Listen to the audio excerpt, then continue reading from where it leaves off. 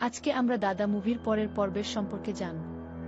এই চলচ্চিত্রের কথা বললেই আমাদের চোখের সামনে ভেসে ওঠে ভারতীয় সিনেমার ডিস্কো ডান্সার এবং জাতীয় পুরস্কার বিজয়ী মহাগুরু মিঠুন চক্রবর্তীর কথা। মিঠুন চক্রবর্তী হলেন এমন একজন অভিনেতা যিনি হিন্দি ও বাংলা দুই ইন্ডাস্ট্রিতেই সমান রাজত্ব করেছেন। তার অভিনীত মৃগয়া সিনেমার জন্য তিনি প্রথম জাতীয় চলচ্চিত্র পুরস্কার পান এবং পরবর্তীতে বাণিজ্যিক ছবিতে ফাটাকেষ্ট বা দাদার মতো চরিত্রে তার সংলাপ বলার স্টাইল কোটি ভক্তের মন জয় করে নেয়।